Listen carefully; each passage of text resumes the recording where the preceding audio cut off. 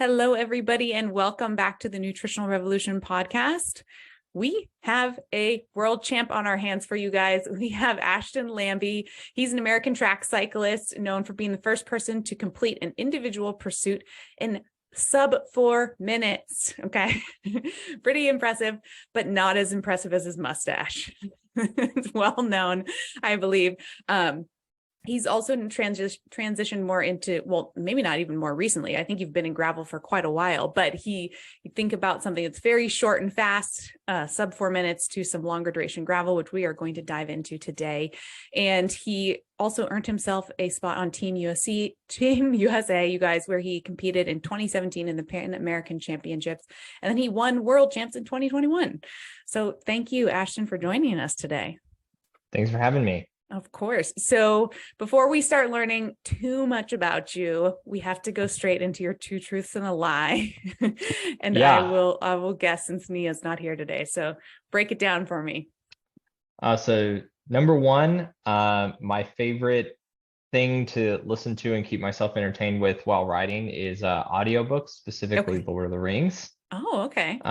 Number two, my go-to fast food order if I'm out, like either riding or traveling, is chicken nuggets and a filet-o-fish from McDonald's. Okay.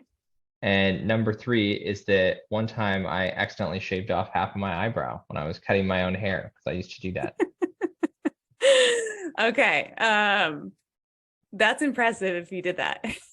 Shaved off half your eyebrow. We'll find out. Yeah, it could be the real deal. Fast food order, chicken nuggets, audiobooks. I feel like in our research, I think you like to listen to a lot of podcasts over audiobooks. So I'm going to go with that's a lie. But don't tell me. I won't. Yeah. Okay.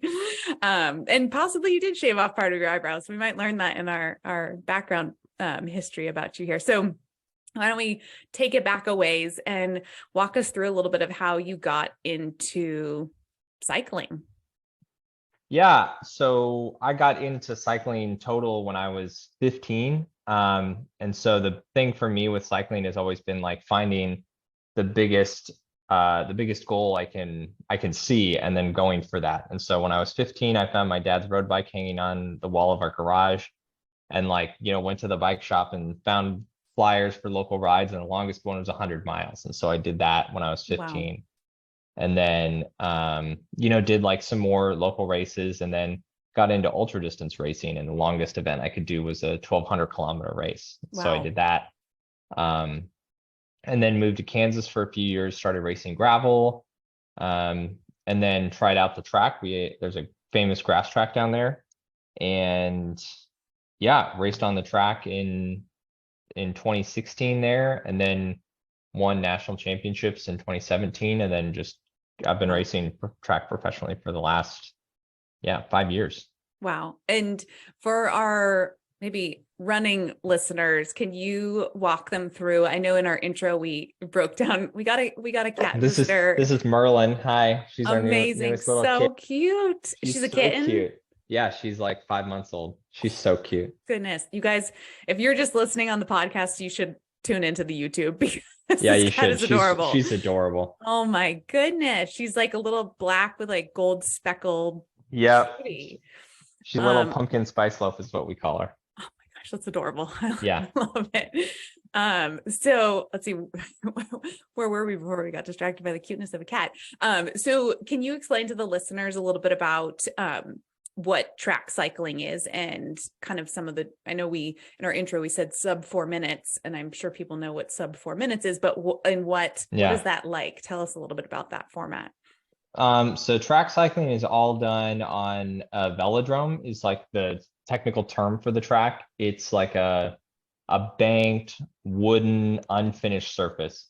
So all the tracks are 250 meters that we race on. Wow. There are other ones constructed of different lengths.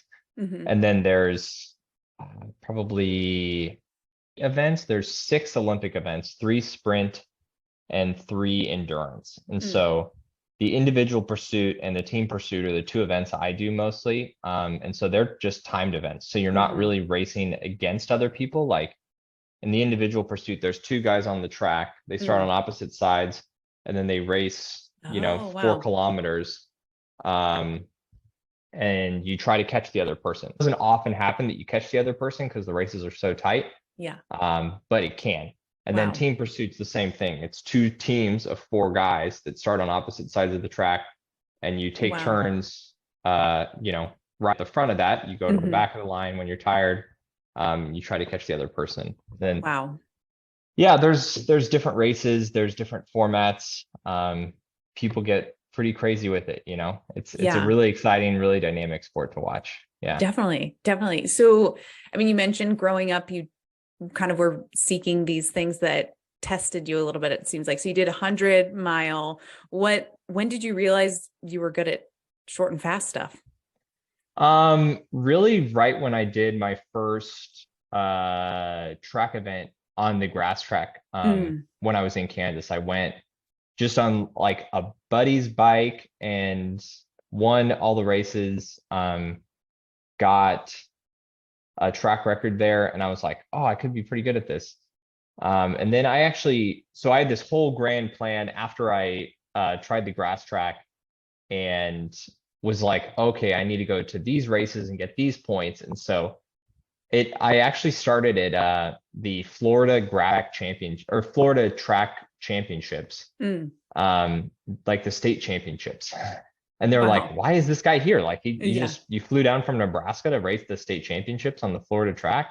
And I was like, yeah, I need the USAC points. And so I was like absolute beginner level, racing against guys that had been racing the track, for 5 to 10 years. And I won every race except one that I got second in. Oh my goodness. And the guy who was watching me, or like the track director down there at the time, was a former Olympian in 1984. And so he saw me racing and was like, hey, you're good at this. Like, you need to go to this track, these races. And like, this is, you need to skip the next 3 steps that you were thinking of doing. And here's the person you're going to call that's going to make it happen. Like, go do these races. And so that got me to like really in the deep end of a like pretty high level international field pretty quickly. Wow. Yeah, that's incredible. So I definitely want to dive into, I mean, we are geeks on all things sports nutrition and physiology. So what does going from kind of short and fast from a nutrition perspective, I would imagine in 4 minutes time, you're not doing any fueling or hydration during something like that, but what is thoughts around nutrition leading up to something like that? So I worked with the strength coach, Chris Delasega, for quite a long time. And that was like one of the big pushes, I got from nutrition, because part of the interesting thing with track racing and my training specifically is like, I do a lot of gym work, and it's quite muscular, muscular endurance, because the way the track races work is that you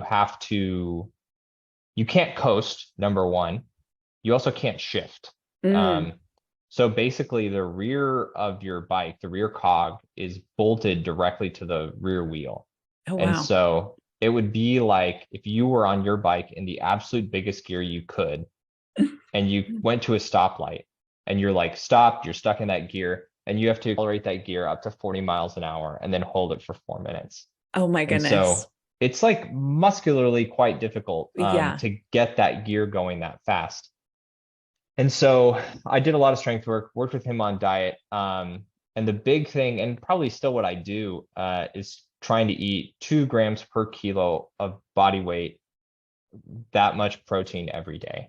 Nice. And so I feel, for me, like that's kind of the overarching component of my diet. Is like, if I get that much protein and try to eat some vegetable with every meal, that usually does okay. That's impressive. Did you notice any changes in like how you felt in terms of recovery or your body composition when you really were focusing on that protein goal? Yeah, I mean, I felt like I was able to put on muscle more, like probably anecdotally, like maybe a little lower injuries, and less like overtraining injuries, just because I think like I was actually fueling properly instead of under fueling. And so, yeah, I mean, I think that was pretty big. What we did was just like I don't track my food every day, but Mm-hmm. what I'll do every once in a while is like track for 3 days and then look at that and then Mm-hmm. implement changes from that. And so that Yeah. was, I remember the first time we did that, that was the big change, was like eat more calories, eat more protein. And I think Yeah. those both made quite a big difference. Yeah. That's awesome. Yeah, I think that's a handy tool for, I mean, many people to do. I think logging sometimes for some people is like all the time is people despise it. You cannot. I'm in that boat. Yeah. Yeah. Yeah. I just want to eat food. Yeah. Totally. Yeah. Yeah. It's a time suck. And it can also, mentally trigger some people as well. But yeah, I think if it's not a mental trigger, of course, it can be an absolutely handy tool to kind of give you an idea on how you want to tweak the nutrition a little bit going into something like that. Yeah. What does your pre-track race meal look like? Um, I mean, that's probably not anything different. Like I don't eat differently on race day than I would any other day. Mm-hmm. I guess just one thing that's always sat really well with in my stomach, even if I have nerves or like I'm uh got a big hard effort, is like eggs and rice. Yeah. Super simple, like, and it's also sort of dictated like if we're at races and stuff. Mm-hmm. A lot of times we're staying at a race hotel and we don't necessarily have access to like whatever food we want to eat. It's just kind of like, Totally. hey, here's your food. And Yeah. I mean, I would say rice and pasta are pretty good staples. There's Mm-hmm. usually chicken for breakfast. Most places there's usually scrambled eggs. Yeah. So that thing that's always sat really well for me. And then I mean, just like getting some simple carbs as you get closer to the race, like whether that's gels, candy, bread. Um, and then the way our races work, it's you have like usually a race in the morning, late morning around like 10 or 11. Mm-hmm. Um, and then sometimes anywhere between like 5 and 8 p.m. will be Okay. finals, but usually they're on the same day. And so trying Wow. to eat like consistently throughout the day and getting some food as soon as you're done with the first ride is also pretty crucial. Yeah, definitely. Wow. And so with something like that, you mentioned like candies and gels in the lead up. Do you have kind of like a time window where you try and get that in before, so many minutes before you get on the bike or? I mean a little bit. Mhm. Usually it's just kind of going by feel. Like if I try to not get too stressed about that. So it's not Yeah. like, hey, 30 minutes before, like if I don't have this brand of gel, like my entire warm up is going to trash. Like I'm not Yeah. that, I try not to be that uptight about it, but it's like usually there's some kind of candy around. And so maybe within like an hour before the event, I'll try to get some sort of carbs in. Yeah. And same with like other supplements I would use, like caffeine, Hmm. sodium bicarb, that kind of stuff. Mm. Talking about supplements, what form of sodium bicarb, like do you use capsule versus powder? Yeah, I used capsule for a couple of years. I Hmm. actually stopped using it. Mm. I found that like I when you're racing the track, you only get a data point of like your pacing and your splits and how fast you're going like every lap. And so Mm. you're really heavily reliant on like the sensations of your legs. Hmm. And so I personally found that like when the bicarb changed the sensations in my legs, I was like losing that feedback. Oh, interesting. And so yeah, I personally prefer not using it. I tried it a few times. We used capsules. It was okay. Yeah. It makes you feel bloated and not great, but Yeah. I mean the data's there, like the data backs it Right. up. So Yeah. Yeah. Yeah. It is an interesting one. I mean, definitely like you're saying, the research suggests that it's, can help improve performance, but the tolerance, I think many people have issues with, or like you're saying, GI and yeah, bloating and stuff like that. But I have heard capsules tend to go over a lot better than just drinking the powder. I would agree with that. Yeah, Yeah. definitely. Yeah. Yeah. Shoot. So on caffeine, you said like an hour before you'll do some caffeine? Yeah. Are you drinking coffee or you do capsules or just, caffeinated gel or Um, something? I actually use Caged brand pre-workout. Oh, okay. Um, so they're a sponsor that I'm working with for the last year. but Nice. I was actually buying their products like just at a GNC before because Yeah. they were the only like when we would travel, Mm-hmm. we'd go to say LA, they have a Mm-hmm. velodrome there. You'd go there Mm-hmm. before camp and it's like, okay, well, I don't want to travel with a big tub of pre-workout, Yeah. but they were the only supplement brand that you could get at a GNC that was informed choice certified pre-workout. Nice. And so Yes. that was a hard no-brainer for me. It was like, okay, it's got all the stuff. It's got beta-alanine, creatine, and Mm-hmm. 350 milligrams of caffeine. Like Wow. Yeah. it's great. Yeah. That'll get you going. Yeah. Have you, out of curiosity, ever had your like DNA checked for whether you're no, okay. No. Slow or fast caffeine. Yeah. That's an interesting area that I'm curious to see more research on. But yeah, 350 milligrams of caffeine, that'll definitely, I feel like that's a good dose. It's like 3.5 cups of coffee, I think. Yeah, I mean, I feel like I've had years of having quite a bit of caffeine. Like Yeah. there was one day where we had team pursuit and we had 3 rounds in a day, and I had Oh like my goodness. over a gram of caffeine in a day. Oh my gosh. Wow. And so, I mean, I feel like I'm overall pretty tolerant to it at this point, Yes, like for better or for definitely. worse. But Yeah. That's wild. Yeah. Could you sleep that night? a Yeah. little bit, yeah. Yeah. That is impressive. Yeah, I mean, depending on duration too of certain events, a lot of the literature suggests quite a dose for some people, depending on body weight. And if they're doing that for, Yeah. I don't know, 7-hour half Ironman or something like that too, you think, or gravel race, right? It's like, if you follow that, you're probably getting a good amount. So I would dose it differently for boys. Yeah. yeah. Yeah. Yeah, That's absolutely. awesome. Okay. So I think that's very helpful for the listeners to kind of like get a gauge of, very short. And I think you're such a good, guest to have explained this, because I mean, typically we'd have to have 2 completely different guests explaining this. So this is Yeah. great. So then kind of were you doing, it sounds like, some track cycling and gravel within the same year? Yeah, Yeah. I mean, so the way cycling training generally works is that you go through, I think most training like this, where it's like periodized training, you do Yeah. periods of like high volume, low intensity, and then you gradually switch that to higher, more specific training and lower Mhm. volume.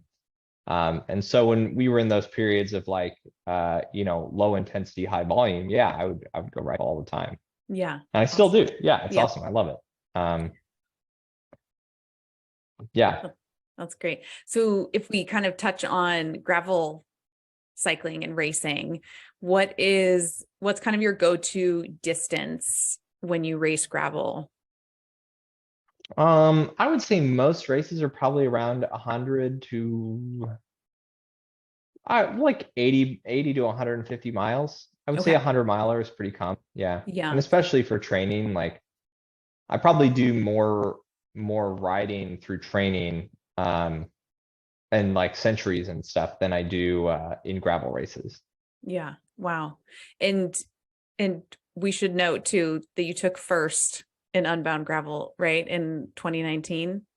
It's been a couple of years. Yeah. Yeah. That was a 100-miler. Yeah.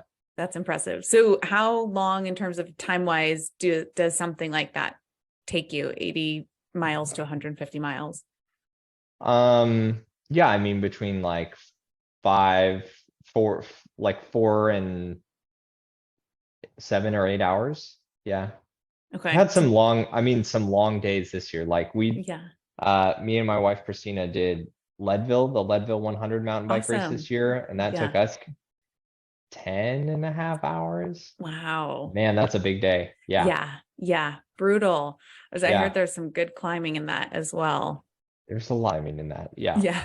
And at altitude, right? Also that, yeah, you Yes. already start pretty high. Yeah. That's awesome. So with going from something that's 4 minutes long, and I should say too, I think we said this in the intro, but the 4 minute, you broke sub 4 minutes and you hold the world record, correct?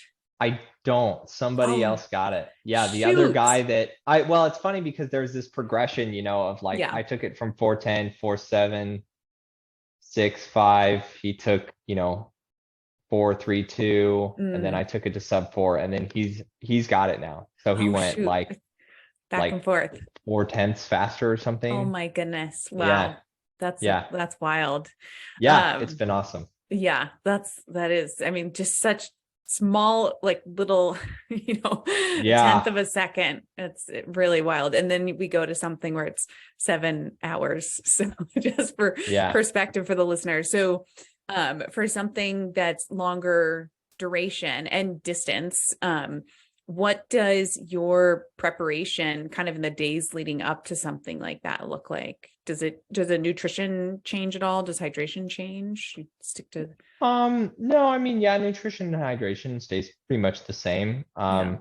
I usually like if a race is on Saturday, I'll try to eat a big meal like Thursday night, Mm-hmm. um, and then Friday morning, Friday afternoon, average meals, and then Yeah. usually a little lighter Friday night.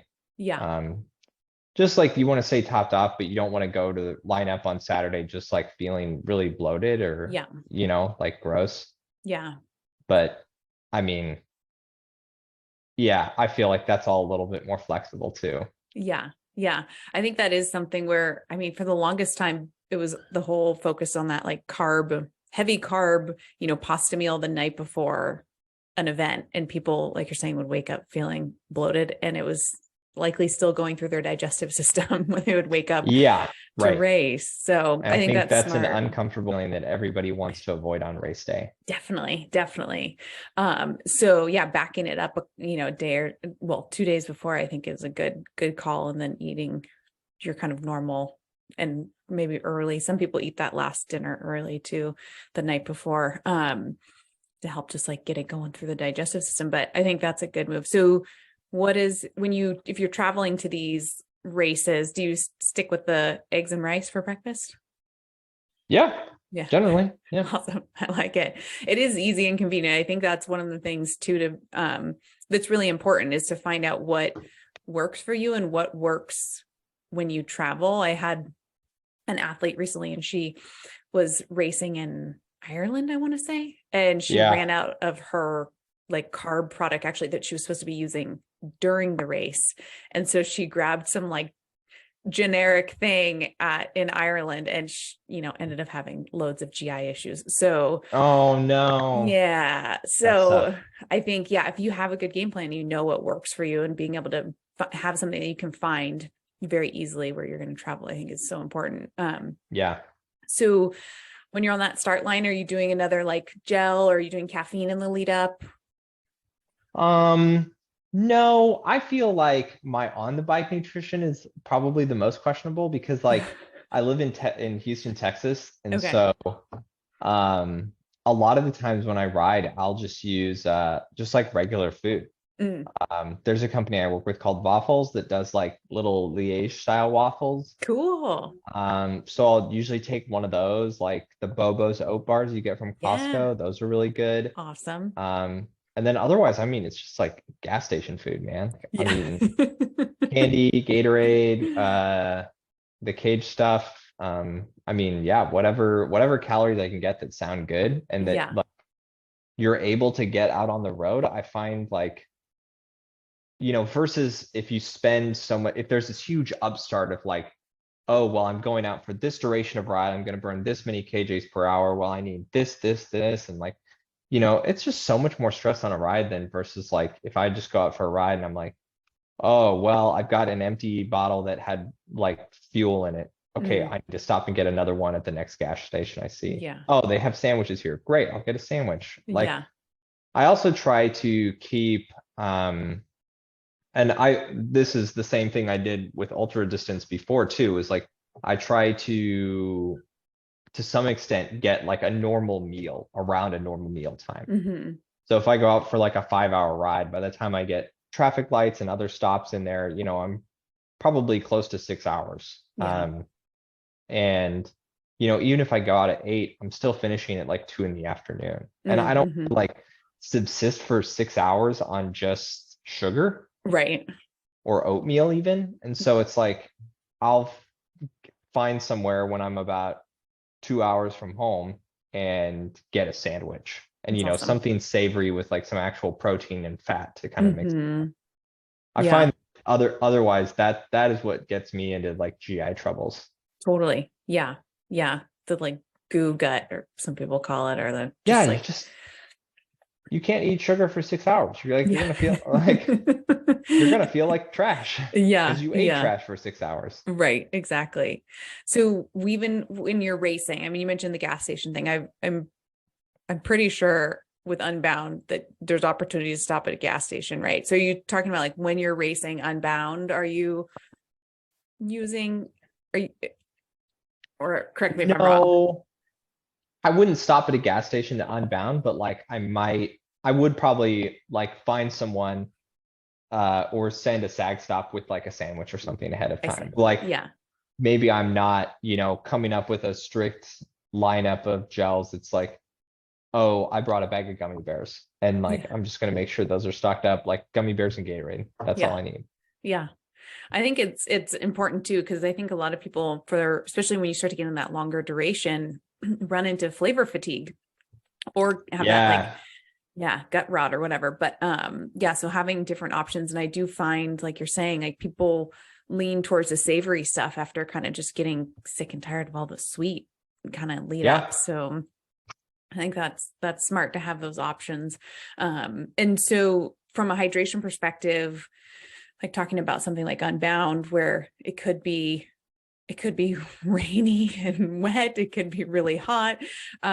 What does your hydration look like? Again, is it kind of like start with a bottle or a couple bottles on your bike and then fill up with Gatorade, or get a handoff somewhere? Or Yeah, the system I've found that works really well is to use I've got a Bach hydration bag that I mm, use. So mm-hmm, just it's really small, it's a 2 liter bag, mm, and it's just straps. So mm, like it's not the big vest. I feel like those are really yeah, trendy. yeah, I just find them to be so hot. Like I yeah. get Oh a lot yeah, of breeze over my chest, yeah. and every time I got in a vest, I'm just like drenched. And they're small. Mm-hmm, Like the Evoc vest only has like a liter and a half. And I'm like, I'd yeah. rather have more breeze than an extra 5 mils. So I usually do yeah, the hydration bag with just water, like ice and water, Mm-hmm. and then 2 bottles of fuel on the bike, like 2 tall bottles. And that can Nice. get me like several hours. Sometimes Mm-hmm. like whether but sometimes as much as 3 or 4 hours. So Yeah. like you can Wow. go a long ways on that. Yeah. And what's your fuel that you use in your bottles? Usually Gatorade with Okay. like the caged electrolyte powder mixed in. Okay. And do you use Gatorade powder, or you pour like by Yep. the game? Yeah. Nice. So So I'll you, use a full scoop, so it's a little mhm. bit stronger than Yeah. like, the stuff you get in a Hmm. like liquid form. Yeah. Um, but I mean, there's a lot of research on it. Like I feel fine about it. GI Yeah. issues, it's like reasonably inexpensive. Yeah. Yeah. I think that's important too, is finding what works for your gut, right? It's like, Yeah. I think there's so much coming out in that arena as well. I mean, I hear from all different kinds of clients. It's like some people love, one product and have zero issues with it. And then I could talk to the next client and then that like makes them sick and they cannot tolerate it, but work well Yeah. with the opposite. So yeah, I think it is so individual. Um, so from a kind of fueling perspective, I mean, you're getting some calories from the Gatorade, maybe a little bit from that caged product. You have some fluids on there. How often are you stopping and having to refill those on something like Unbound, 100 miles? Um, yeah, I mean, I would try, I think when I did that, well, so this year Unbound only had 2 SAG stops. So you Mm, were refilling like every roughly 50 to 60 miles. okay. Which was great. For me, that was the perfect amount of time. Mm, Okay, I made up 2 more bottles, so I went through 6 nutrition bottles total. wow. And then just every time filled my pack up just Yeah. as a precaution, like whether I need whether I'm drinking 2 liters every you know, 3 or 4 hours or not. Hmm. It's better than running out Yeah. 10, Yeah. an hour after you leave the next stop and you've got 3 hours to the next one. Yeah. Awesome. Do you have people passing you a new like vest with ice, ice water in there? Nice. Yeah. That makes it. Not ice water, just like pouring in more water. But Yeah. yeah, I had I think a race like Unbound, you have to have like a SAG crew. Hmm. Yeah. Yeah. And for our runners, what's a SAG crew? They are like your support team that shows up, or sometimes like Unbound has a crew for hire. I was there by myself this year, Mm. so I just went with the crew for hire. And then, I the guy that was running it, he was a good buddy from when I used to race in Kansas. And Awesome. so I just showed up the day before. I was like, Jeff, here's, the 4 bottles I need tomorrow. They have the powder in them. All you got to do is make sure there's water in it. That's it. And he was like, cool. And they sometimes he was a pretty official crew. So they had like a hose, to hose off the bike in between. Like Nice. I just handed my hydration bag to someone, Hmm. and then like they filled it up while they were hosing off my bike. So like all that stuff makes it That's pretty great. easy. Yeah. Yeah. That does make it easy for So sure. it's like a little pit stop on F1 or something. Yeah. Awesome. That's cool. Yeah. And so in terms of, it sounds like from a nutrition and a fueling perspective, maybe like a bottle an hour-ish plus whatever is in your vest a Yeah. little bit. Yeah. I would Um, say, yeah, about shooting for a bottle an hour is a really, mhm. really good place to start. And then Yeah. for me, it's like solid food whenever I can get it. Yeah. Usually gummy bears or like Belvita biscuits.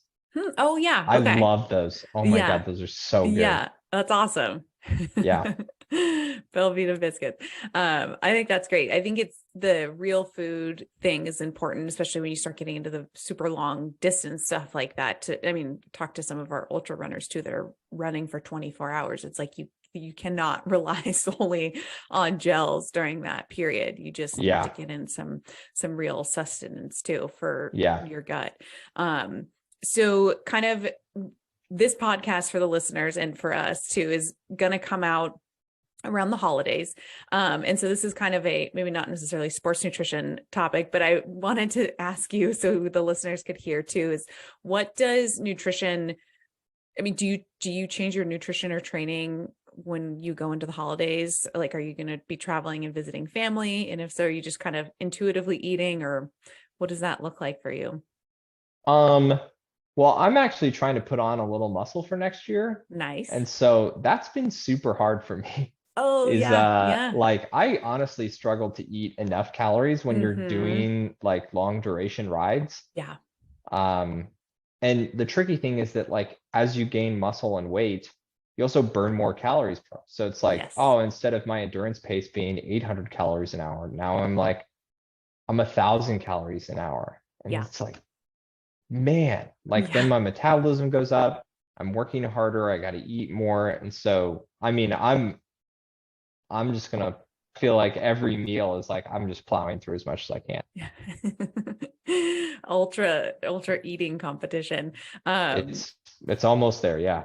yeah, that's great. I think, yeah, I think you hit on a couple of things there. It's like hitting nutrition is challenging, I think, many times for people who are doing regular long distance, consistent efforts. And I think that's a big piece of the puzzle, because I think many people can run into like low energy availability and get injured or get sick or, feel Yeah. super run down. And so, yeah, I always tell some of my clients that are in that position, it's like eating needs to be your second job, like on top of your I training. mean, yeah, I feel like I also coach a handful of athletes, and Oh, everyone I've worked cool. with that's tracked their calories is like you're under eating. Like Yeah. I would say if you're an endurance athlete and you haven't tracked your calories, I almost guarantee you're under eating. Oh yeah.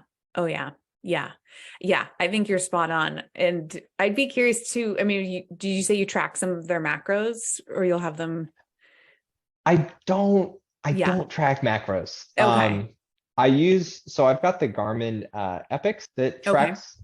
It's nice because I use the Garmin computer, and so it Hmm. imports like the calories burned during the workout, and then Mm, also like my other BMR calories throughout the yeah. day. And so it gives me a daily total. Yeah. And so that's generally, I try to bare minimum hit that daily total. And on days Yeah. where it's like a recovery day, I try to be at least 500 calories above that daily total. Nice. I think that's good. That's helpful for Yeah. people too who are trying to gain. I think the other thing I've always heard with massing or trying to gain, right, is like when you start adding calories, like you're saying, one, you put on more muscle, so you burn more energy at rest anyways, but Yeah. two, that thermic effect of food. So when you digest food, it requires energy. So of the Yeah. 500 calories extra you're actually not getting 500 calories. You're probably getting a bit less.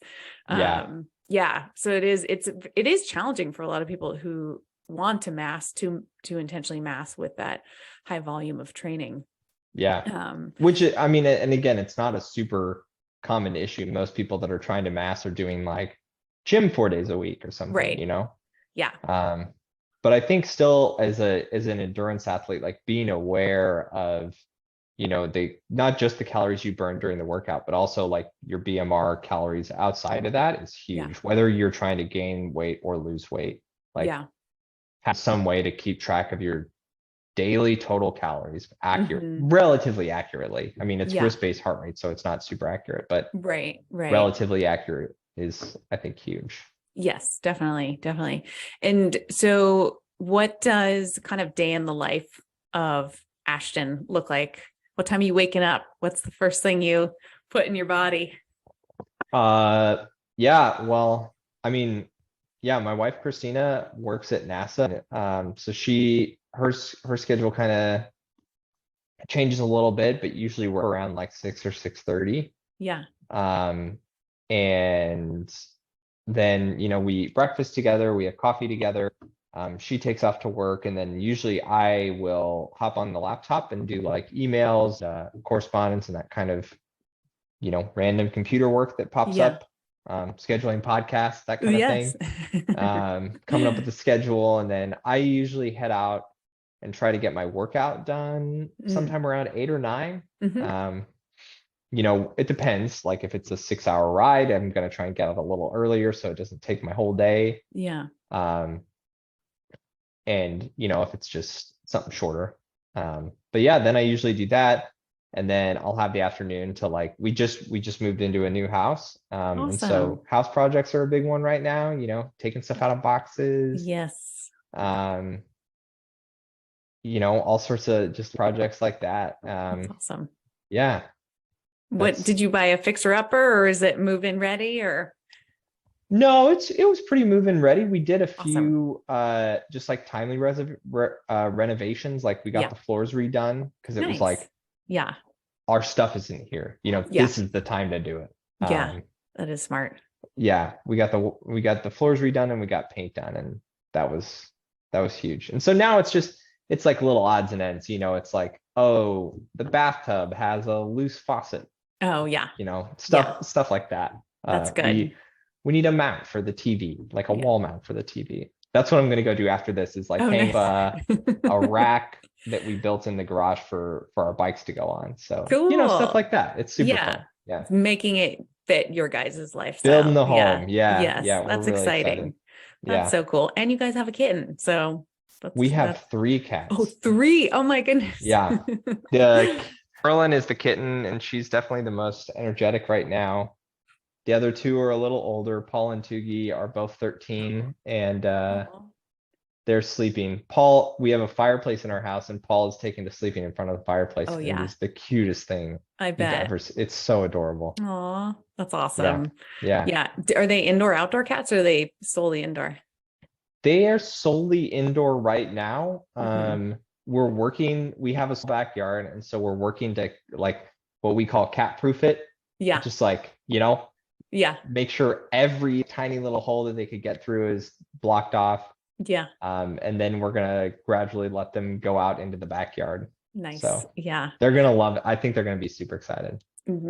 I've seen people on Instagram build like these epic, they call them catios, like a cat patio. Yeah. Yeah, so we have like a little balcony off of the kitchen. And we already, Chris put up the netting for that. And so that's been the catio, but it's actually been Nice. pretty cold in Texas the last couple Yeah. days, so they haven't Wow. wanted to go out. Yeah, I believe it. Our we had to switch our cat sadly to solely indoors because we moved and then he tried to twice get back to our old house. And Oh I no. know. So he's been on house arrest ever since. So he's not, I don't think he's too mad about it, but I need to give him a better like indoor play structure life. So we'll get there. Yeah. So let's see. So what's coming up next for you kind of race wise? What's next on the calendar? I'm not really sure yet. We're just I'm trying to get in some base fitness back through the end of the year. And then yeah, I've got some plans for next year that are still kind of like in the works. So Nice. Awesome. we'll figure it out. Yeah, Yeah. TBD. All right. And I just realized too, I forgot we had 2 questions from our audience, both related to your Oh, wow. mustache. So Okay. one of them was, how long did it take you to grow out your mustache? So I've had my mustache for over a decade. Oh my goodness.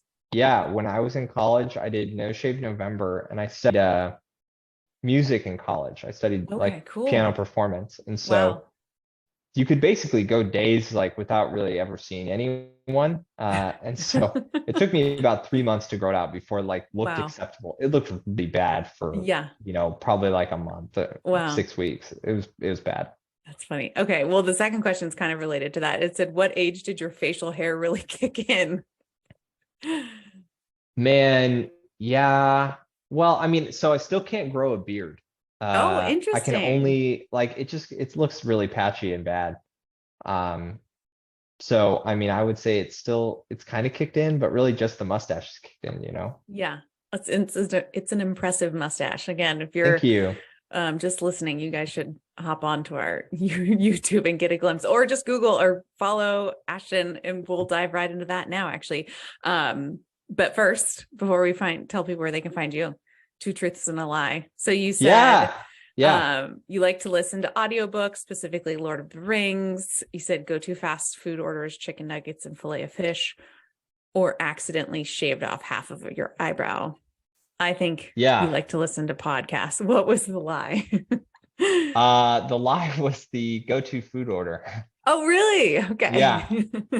My go-to food order at McDonald's, and I love it. It's actually brought me around on like enjoying going to airports because almost every airport has McDonald's. Yeah. And then I can get 2 egg McMuffins and a coffee. Oh, there you go. That's nice. And I'll do the same thing while riding. Like egg Yeah. McMuffins are one of my favorite ride foods. Yeah. I get 2 so that like I can eat one right there. Nice. Stick Yeah. the other one in my pocket and then eat it as Totally. I keep going. That's genius. They always sit really well. Like, Yeah. the English muffins, just a nice light bread, Yeah. not super greasy. That's Yeah. great. Yeah. You get all the things from that. Yeah, right. It's a really balanced meal. Yeah. Mhm.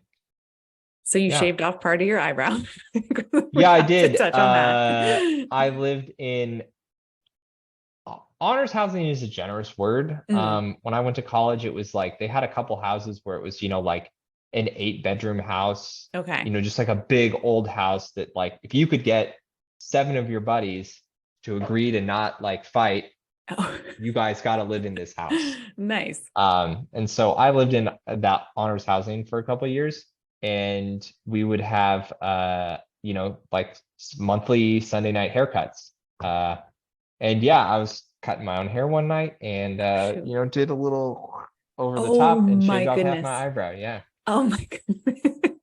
Just a little bit. Shoot. It's noticeable. It's really, you wouldn't think it's like you never look at people's eyebrows, but if half of it's missing, you notice. Oh no. Oh no. Yep. Did you have to do something to the other eyebrow to make a match, or did you No, just wait I mean, it just grow grew out? back in like a month. Yeah, It that's good. whatever. Yeah. Yeah, that's awesome. Yeah. And then fan of the Lord of the Rings, sounds like. Huge fan of Lord of the Rings. Oh my Yeah. gosh. I love Lord of the Rings. That's awesome. I do listen to quite a few podcasts. But I also just like I feel like I ride quite a bit. Yeah. And so, if I've got maybe 6 or 7 podcasts that I really like, and Yeah. some of them, it's like I'm listening to backlogged episodes because they only come out every other week. Right. A lot of podcasts are weekly, and it's like, I go through 6 hours a week of podcasts like Yeah. very quickly. Right. Yeah. That would make sense. Yeah. So audiobooks are up there, and Lord of the Rings that's always a classic audiobook. Each Totally. chapter is about an hour. I think the whole thing, I've listened to the whole thing probably times, and it's maybe 40 hours. Wow. Yeah. Yeah. Goodness. Have you, just thinking of like long books, have you read or listened to Shantaram? No, I've never even heard of that. I guess Apple TV just started making a movie out of it, or like a series, but I have not read it. My husband read it and he like was obsessed with it. It's not, how do I say it? The guy who wrote it, it's actually about his life, but he turned it into a novel. And it's like my husband gave me a summary, but it sounds really insane and wild. Hence they're making a movie about it. But the book itself, I mean, it's like thick. It's a tome. Like, it's yeah. thick. So it could be a good one to add to your audio listening. I'd get into that. Yeah. Yeah. So add that one to the list. So let's see, where can people find you? Instagram's probably the best way. I update that the most. I'm on Facebook too. Not Twitter or TikTok, but yeah. What's your Instagram handle? It is at Bahama Longbottom, which is yeah, it's a nickname I got from when I worked at a bike shop in Kansas. Okay. Awesome. The bike shop not air conditioned, so I wore Hawaiian shirts all the time, and I still like to wear Hawaiian shirts. And then Longbottom was because we signed tickets with like your initials. And when I first started, people didn't know couldn't be bothered to remember my last name. And so somebody guessed that it was Longbottom, and it just kind of stuck. I feel like it sounds like a sailor's last name or something. That's great. And with your coaching, are you taking on new athletes at all, or is that something where? Yeah, I do have a handful of spots open. Yeah. Awesome. And would people reach out to you on Instagram for that, or do you have a website? Yeah. Perfect. I don't have a website. People can hit me up on Instagram. Yeah. Message them on the Insta. All right. Well, thank you so much, Ashton. This was really, I think, an eye opener for a lot of our listeners on nutrition, for the very short to the very long distance stuff. So thank you so much for joining us. Yeah. Thank you for having me.